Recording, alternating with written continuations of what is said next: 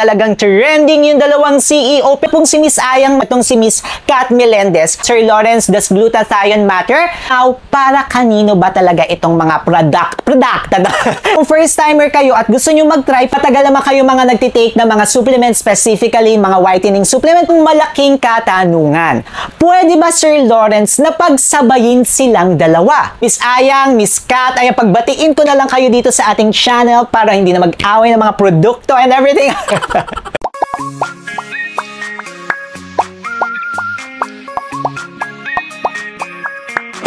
Hi mga kamukha! Hi mga kamukha, tayo po yung nagbabalik. Ako po si Sir Lawrence, ang inyong human guinea pig. Heart!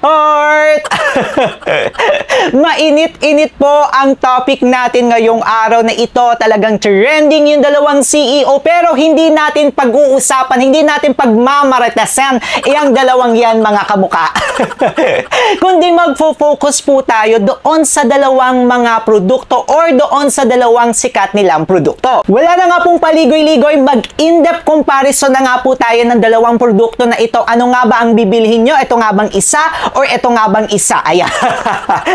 At the end of this video, magde-decide kayo mga kamukha. Okay, let's go na nga po sa mga produkto. Dito sa ating side na ito ay Aishi Tokyo ni Miss Ayang ng Thai Beauty Shop. While dito naman sa ating gilid-giliders na ito ay ang Necothione ni Miss Kat Melendez. May mga konting experience nga po tayo. Ito pong si Miss Ayang, matagal ko na pong ginagawaan ng mga review yung kanyang mga produkto. Very effective kasi and very honest tayo dito sa ating channel. Alam nyo ang nakakatuwa kay Miss Ayang, kahit na minsan talagang very honest, very brutal yung mga sinasabi natin, talagang nagme-message siya sa akin. Talagang nagsasabi siya na talagang nai-improve yung mga produkto niya, yung mga nilalabas sa ating market, nag-i-innovate sila dahil din sa mga videos natin at hindi siya nagalit sa akin ever.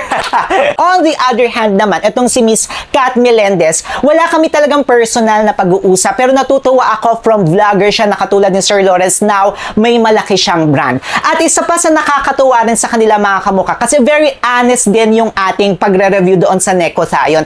At wala po akong na-receive na demand letter sa kanila. Wala akong na-receive na patanggal nyo yung mga video na yun. Kasi may mga ganun po talaga na mga owners, na mga marketing na nanakot mini-message kami at sasabihin natanggalin nyo yung video na yun. Hindi. Very open din itong brand na ito at nakakatuwa naman yon mga kamukha. Katulad po ng lagi nating sinasabi sa lahat ng review videos natin dito mga kamukha, always ask yourself, before po kayong bibili ng kahit na anong produkto, supplement yan, mga pinapahid, mga ginagamit, always ask yourself, ano nga ba yung mga pangangailangan nyo sa inyong katawan? Ano ba yung gusto nyong ma-achieve? Bakit nyo siya bibilhin? That's need. Magkano lamang ba ang budget nyo? Kasi kailangan po talaga natin mag-alat ng budget every month kasi kukurot po talaga kayo. Hindi pwedeng isang inuman lang tapos magiging magic, masasagot na yung mga gusto nyo. Talagang it's maintenance mga kamukha. At yung letter F, ito naman po yung tinatawag natin na form. Kailangan nyo rin syempre pumili. IV push and drip ba yan? Injection, mapa-capsule, tablet, drink, effervescent. Talagang kailangan nyo pumili. Yan nga po yung tinatawag natin na NBF at may separate video po tayo niyan, nakalink sa description box sa baba. Kapag nasagot nyo na nga po ang inyong NBF, that's the time para i-align nyo doon sa produkto na inyong bibilhin. Specifically, doon po sa formulation or ingredients. Ito, paulit-ulit ko to lagi sinasabi sa inyo mga kamukha, no? Mag-focus kayo sa ingredients list or sa formulation kasi yan po ang mag-e-effect sa inyo. Ito na nga po yung dalawang produkto natin and let's go first sa milligram content per capsule. Ibig sabihin per take nyo, ito yung pumapasok na milligram content mga kamukha. Para kay Aishi Tokyo, meron po itong 700 milligrams per capsule po yan. While dito naman po kay Necothione, meron po siyang 500 milligrams mga kamukha. Para naman po sa kanilang active ingredients, parehas po silang may 9 active ingredients. I'm sure napapansin nyo and itatanong nyo po sa akin, papangunahan ko na kayo.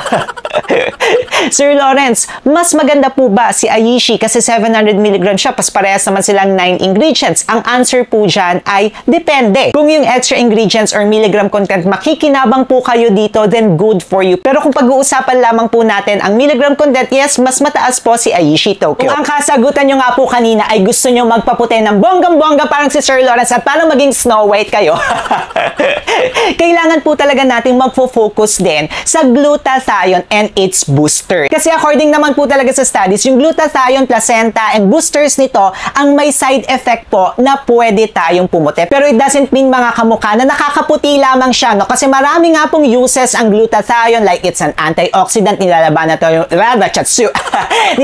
nito yung mga free radicals ng ating katawan, mga oxidative stress. Napag-usapan na rin natin yan sa ating channel. Tingnan na nga po natin ngayon yung glutathione content ng dalawang produktong ito. Kay Aishi Tokyo po, sa isang capsule na pagtitake po natin, makakakuha po tayo ng 400 mg of free-form na glutathione. Yung free-form na glutathione, na pag-usapan na rin po natin yan maraming beses dito sa ating channel, na sineparate po nila yung mga amino acids para mas mabilis ma-absorb ng ating katawan. May 400 mg po yan. While dito naman po kay Necothione, each capsule po na iti-take natin, makakakuha tayo ng 100 mg. So, yan nga po yung difference nilang dalawa. At if a-ask nyo po ako, Sir Lawrence, does glutathione matter? Pwede po siyang yes at pwede rin po siyang no. Ipopost nga po natin dito sa ating gilid-gilid yung study na yan. According po dito, na kapag tuloy-tuloy po nagme-maintain tayo ng a year ng glutathione, pagtitake ng oral glutathione, mas tumataas po yung storage ng ating GSH. Yung GSH po, ibig sabihin po niyan,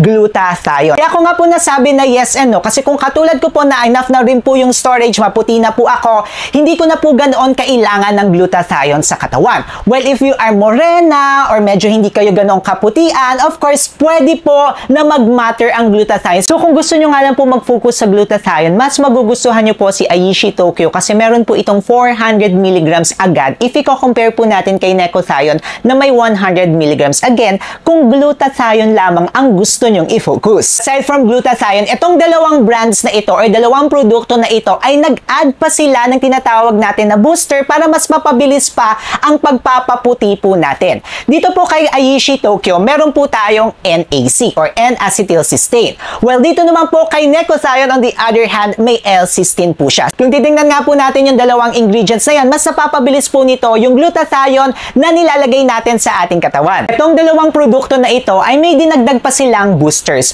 Para kay Aishi Tokyo, meron po itong vitamin C at saka rosehip extract, mga kamuka. And according nga rin po sa mga studies, maganda po ito para mas mapabilis ang absorption ng glutathione and other supplements sa ating katawan at maganda po ito para sa ating immune system. On the other hand naman po, medyo kakaiba yung ginawang booster na ito ng Necothione. Kasi meron po sila dito na collagen and at the same time, meron po ito na hyaluronic acid. Kaiba yung pagka-booster niya, no? Kasi mabuboost yung hydration ng ating skin at okay siya pag medyo tumatanda-tanda na tayo ng konti. Or kung gusto natin para sa elasticity ng ating skin, ayan yung hyaluronic acid, nagmo-moisturize, nag-hydrate ng ating skin, and collagen ang perfect para sa inyo. Kapong next natin ay medyo dito na talaga sila nagkaiba-iba talaga, mga kamuka. Ito na yung tinatawag natin na other ingredients or ito yung tinatawag natin na bonus part. Ayan.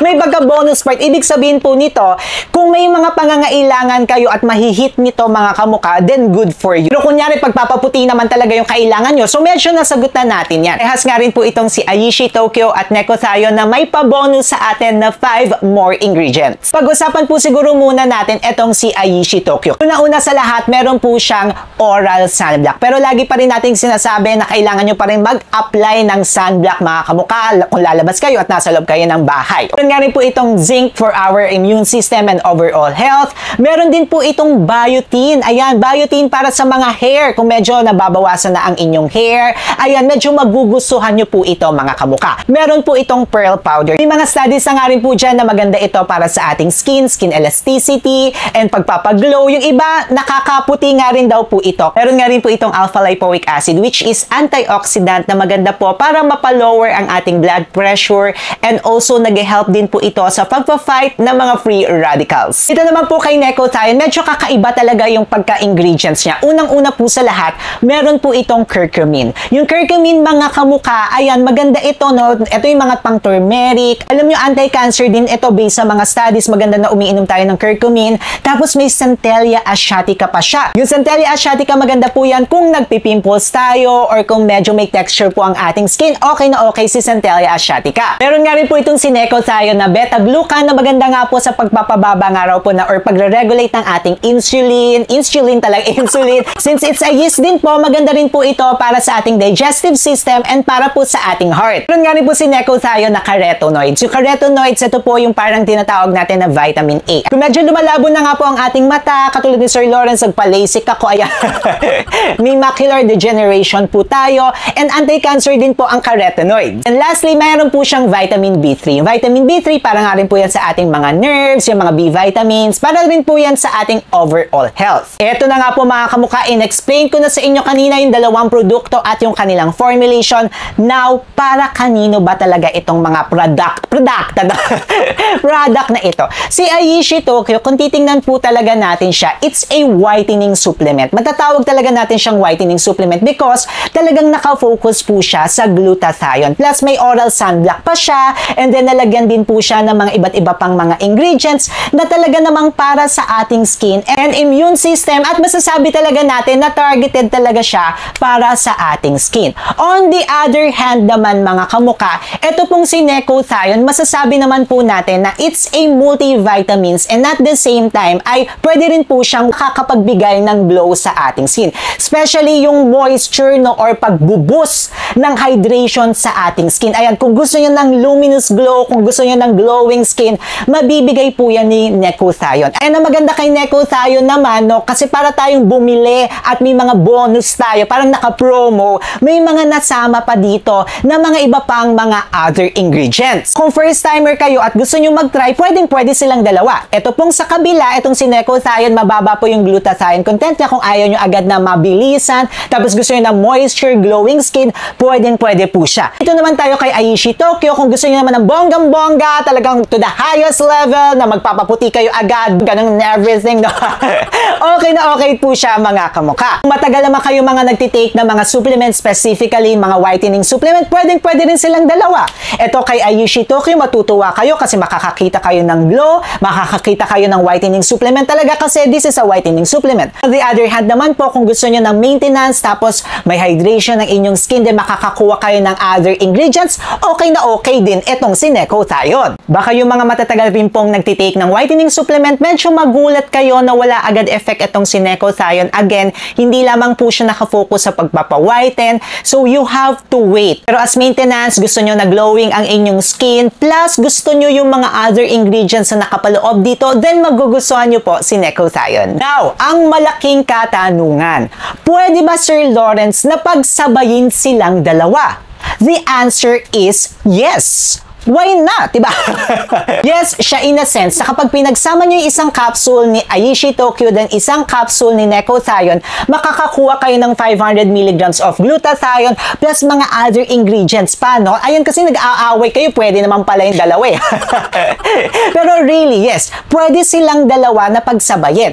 Tapos, ang makakakuha pa kayo ng mga other ingredients ni necothione, then that's good, diba? Siguro kung mabibigay ko pong sa inyong suggestion, pwedeng tig-isang capsule kasi makakakuha agad kayo ng 500 mg ng glutathione, may NAC pa yan, plus meron pa dito sa kabilang na pang moisture, okay na siya mga kamuka. Pero kung gusto niyo naman po na mas mataas na dosage po, pwede naman po siguro tayo na magdalawang Aishi tapos isang necothione. Depende na nga lang po talaga sa inyong pangangailangan. So maganda nga ba silang dalawang produkto? Yes, maganda sila at huwag niyong pag-awayin. Pero again mga kamuka, kung pagpapaputian, it must be maintenance, hindi niyo siya makukuha lamang ng isang linggo, 2 linggo, 3 linggo. It must be maintenance mga kamuka. Ilang bote, wag nyo agad sisihin yung mga CEO. Ayan, kayo nag-aaway-aaway eh. Ayan na, Miss Ayang, Miss Kat, ayan, pagbatiin ko na lang kayo dito sa ating channel para hindi na mag-away ng mga produkto and everything.